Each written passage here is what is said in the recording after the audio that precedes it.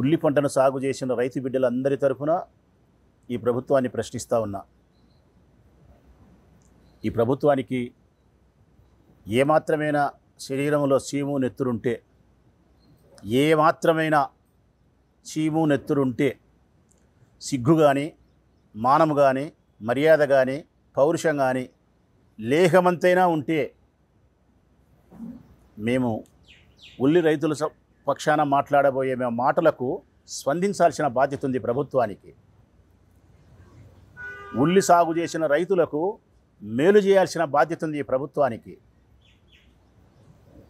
ప్రజలందరినీ కూడా విజ్ఞప్తి చేస్తూ ఉన్నాం. మేము వైఎస్ఆర్ కాంగ్రెస్ పార్టీ నాయకులం అందరం కూడా ఈరోజు రాష్ట్ర వ్యాప్తంగా రైతుల దయనీయమైన పరిస్థితిని గమనించండి అని చెప్తా ఉన్నాం. ఈరోజు ఈ జిల్లాలో ఉల్లిని సాగు చేసిన రైతులకు ఉరి మాత్రమే శరణ్యం. బాగా స్పష్టంగా చెప్తా ఉన్నా నేను. ఉల్లిని సాగు చేసిన రైతుకు ఉరి మాత్రమే శరణ్యం, మరొక దారే లేదు. ఈ దయలేని, బాధ్యత లేని ప్రభుత్వం పుణ్యాన ఒకనాటికి ఈ తెలుగుదేశం పార్టీ కూటమి ప్రభుత్వం గన ఇటనే 5 ఏళ్ళు 10 ఏళ్ళు 15 ఏళ్ళు గన పరిపాలన చేస్తే ఈ రాష్ట్రంలో వ్యవసాయం చేసేవాడు ఉండడు. ప్రజలారా, మనకు ఉల్లిగడ్డలు దొరకవు, టమోటా పళ్ళు దొరకవు, పచ్చిమిరపకాయలు దొరకవు, బియ్యం దొరకవు, తిండి గింజలు ఏంటి దొరకవు. బంగారు డబ్బు తిని బతకాల్సిన స్థితి వస్తుంది ఉన్నోడు. లేనోళ్ళమైతే గడ్డి తిని బతకాల్సి వస్తుంది. గడ్డే ఈ రైతులే లేకపోతే. ఈ ప్రభుత్వానికి ఈ జ్ఞానం ఉండాలా. కనీసం అంటే నేను ఒక ఎకరా మీద 60,000 70,000 50,000 సంపాదించుకుంటా, 5 ఎకరాలు నేను సాగు చేసుకుంటే నాకు ఒక 2-3 లక్షలు ఇంటికి డబ్బు వస్తుంది. 4 నెలలు నేను, నా భార్య, నా పిల్లలు కష్టపడితే గాలికి, వానకు, ఎండకు తిప్పలు పడితే అప్పో సప్పో తెచ్చి పెట్టుకున్నా 4 నెలల కల్లా నేను 2-3 లక్షలు సంపాదించుకుంటాననే నమ్మకంతో ఆ రైతు సాగు చేస్తే ఈరోజు 5 ఎకరాలు సాగు చేసిన రైతు పరిస్థితి జీరో. కొనేవాడు లేడు. ధరకథ దేవుడెరుగు, ఊరికిచ్చే తీసుకునే వాళ్ళు లేడు.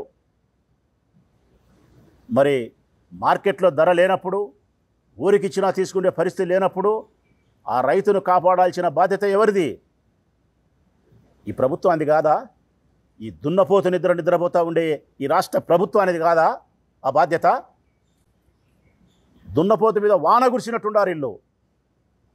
ఈరోజు తెలుగుదేశం పార్టీ ప్రభుత్వంలో రైతుకు వస్తూ ఉండేది ఏంటంటే, తన కష్టానికి ప్రతిఫలంగా ఆదాయం ఏంటంటే కనుక అప్పు వస్తుంది, అవమానాలు వస్తాయి, అప్పులు కట్టలేక చివరికి ఆత్మహత్యలు వస్తాయి. అందుకే ఉల్లి సాగు చేసిన రైతులకు నేడు ఉరే గతి. ఎవరు? ఆ పరమేశ్వరుడే కాపాడాలా ఈరోజు వాళ్ళను. ఈ రాష్ట్రంలో కాపాడే నాదుడే లేడు. ఆ పరమేశ్వరుడే కాపాడాలా.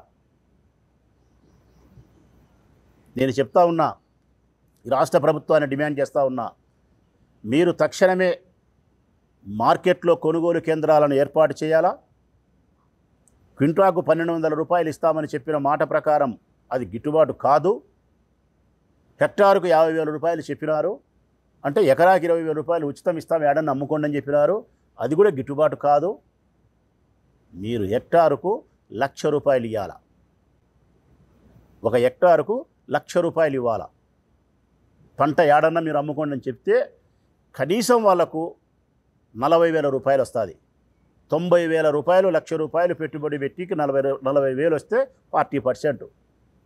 వాడు ఆత్మహత్య చేసుకోకుండా నిలబడడానికి ఆ డబ్బు ఉపయోగపడుతుంది, సుఖపడడానికి కాదు. ఆత్మహత్య చేసుకోకుండా మరొక సంవత్సరం మళ్ళా వ్యవసాయం చేయడానికి ఆ రైతుకు ఉపయోగపడుతుంది. కాబట్టి హెక్టార్కు 1,00,000 రూపాయలు మీరు కర్నూలు జిల్లాలో కానీ, కడప జిల్లాలో కానీ ఎక్కడైనా సరే ఉల్లి సాగు చేసిన రైతులకు హెక్టార్కు 1,00,000 రూపాయలు మీరు ఇవ్వాలా డిమాండ్ చేస్తూ ఉన్నాం. మీరు ఆలోచించుకొని సరైనటువంటి నిర్ణయం తీసుకొని సానుకూలంగా ఈ ప్రభుత్వం స్పందించి కడప జిల్లాలోని ఉల్లి సాగు చేసిన రైతులకు హెక్టార్కు 1,00,000 రూపాయల చొప్పున మీరు ఇవ్వగలిగితే సంతోషం, స్వాగతిస్తాం మీ నిర్ణయాన్ని, మీకు ధన్యవాదాలు చెప్తాం. మీరు చేయలేని పక్షం వస్తే తప్పనిసరిగా మేము పోరాటానికి దిగాల్సి వస్తుంది. శాంతియుతమైనటువంటి ఆందోళన కార్యక్రమాలు నిర్వహించడానికి వస్తుంది. ఓ రైతు బిడ్డగా, వైఎస్ఆర్ కాంగ్రెస్ పార్టీ నాయకునిగా, ఈ కడప జిల్లాలో పుట్టిన బిడ్డగా మాకు అత్యంత బాధ్యత ఉంది రైతులను సంరక్షించడం. మీరు కనుక మా డిమాండ్ కాదు, అది రైతుల యొక్క డిమాండ్. అది రైతుల యొక్క డిమాండ్ను మా డిమాండ్గా భుజానికి ఎత్తుకుంటున్నాం మేము.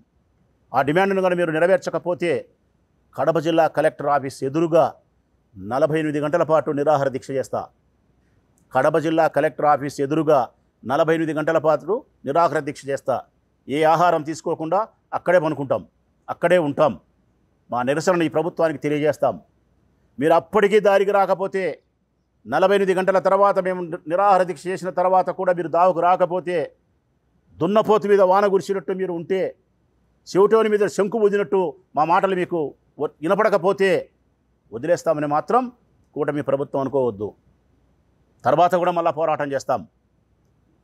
ప్రొద్దుటూరు నియోజకవర్గంలో నేను కానీ మా వైఎస్ఆర్ కాంగ్రెస్ పార్టీకి సంబంధించిన ప్రజాప్రతినిధులు, కౌన్సిలర్లు, ఎంపీటీసీలు, జెడ్పీటీసీలు, సర్పంచులు, వార్డు మెంబర్లు, అన్ని రకాల పదవులు ప్రజాప్రతినిధులు కలిగిన వైఎస్ఆర్ కాంగ్రెస్ పార్టీ నాయకత్వంతో ఈ ప్రొద్దుటూరు నియోజకవర్గంలో విరాళాలు సేకరించడానికి భిక్షాటన చేస్తాం. జోలబట్టి భిక్షాటన చేస్తాం. మా దగ్గర నుంచే మొదలవుతుంది విరాళం ఇవ్వడం. భిక్షాటన చేస్తాం, ఇంటింటికి తిరుగుతాం, అంగడంగడికి తిరుగుతాం. రైతుల యొక్క దుస్థితికి కారణం ఈ ప్రభుత్వం అని గొంతెత్తి చెప్తాం. రైతులు ఇంత దయనీయమైన పరిస్థితులు ఉండడానికి కారణం ఈ చంద్రబాబు నాయుడు ప్రభుత్వం అని చెప్పి గొంతెత్తి ఇంటింటికి చెప్తాం. దానం అడుగుతాం, భిక్షం అడుగుతాం, విరాళం అడుగుతాం, సేకరిస్తాం.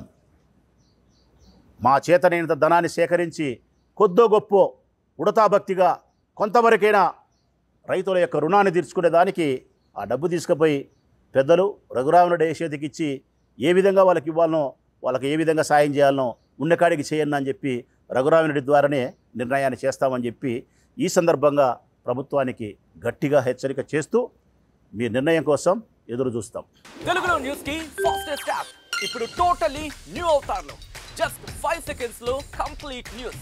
సోషల్ మీడియాలో ట్రెండ్స్ కి one stop solution. Live TV app voice search option తో ఇప్పుడే డౌన్లోడ్ చేయండి లేదా అప్డేట్ అయిపోండి. యాప్ లింక్ డిస్క్రిప్షన్ లో ఉంది.